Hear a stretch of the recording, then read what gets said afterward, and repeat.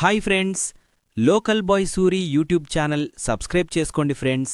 అలాగే మేం పెట్టే వీడియోలు ప్రతి ఒక్కరికి నచ్చుతున్నాయో లేవో మాకు తెలీదు, కామెంట్ రూపంలో తెలియచేయండి.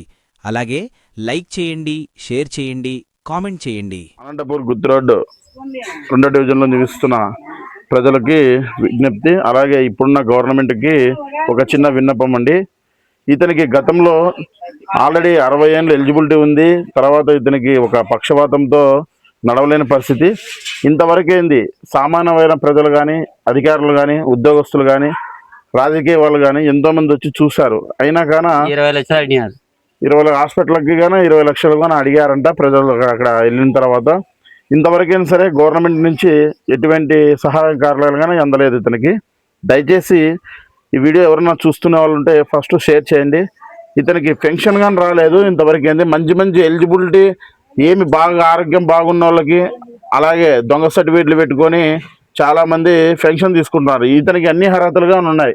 ఇది గవర్నమెంట్ నుంచి వచ్చిన మెడికల్ రిపోర్ట్, ఇది ఎలిజిబిలిటీ అని వచ్చింది. అయినా కానీ ఇతనికి పెన్షన్ మాత్రం రాలేదు ఇంతవరకు. ఏంది ఎందుకు రాకపోవడం అనేది అతని నోటితోనే కొన్ని కార్యాలను మాట్లాడతాం, తెలుసుకుందాం. చెప్పండి, ఏం జరిగింది మీకు? ఎందుకు రావడానికి మీకు పెన్షన్?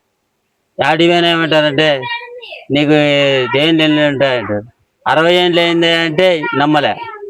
8 ఏళ్ళు అయింది పింఛన్ రాకరా. నోతారు 8 సంవత్సరాలు అయింది సార్, నాకు రాలే పింఛన్. ఎంతవరకు పెట్టినా నీకు ఎంత బాగుందంటే నాకు మాత్రలు మిగిలినప్పుడు బాగుంటుంది, లేకుంటే పడిపోతాను. అధికారులు ఎవరు వచ్చి మీకు ఎంక్వైరీ చేయాలి? సార్ ఎమ్మెల్యే వచ్చా పూలదండ వేసి ఆయన ఎమ్మెల్యే వచ్చాక చేస్తారు బాగా వారంటీలతో పెట్టి ఇవన్నీ తీసుకోండి, తయారు చేసుకోండి, వాలంటీర్లతో మీకు తయారు చేసండి అమ్మ తీసుకోండి రాసుకోమంటారు. వాళ్ళు తీసుకొని పోతారు. యాదిలే ఎంపీలే చేయలే వైఎస్ఆర్ లో గవర్నమెంట్. ఇప్పుడు గవర్నమెంట్ గెలిచినప్పటి నుంచి మీకు ఈ ప్రభుత్వంలో ఏ సదుపాయాలు రాలేదా మీకు? యాది రాలే.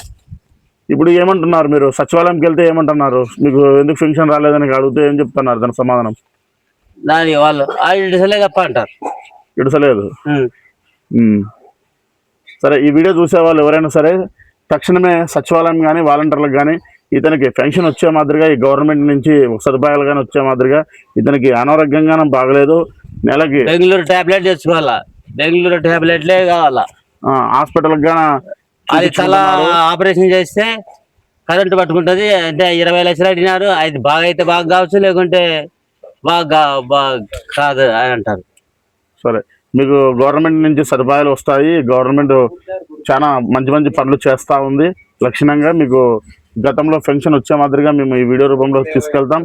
ఈ వీడియోని ప్రతి ఒక్కరు చూసే వాళ్ళు ఉంటే అలాగే షేర్ చేయండి, అలాగే లైక్ చేయండి, సబ్స్క్రైబ్ చేసుకోండి.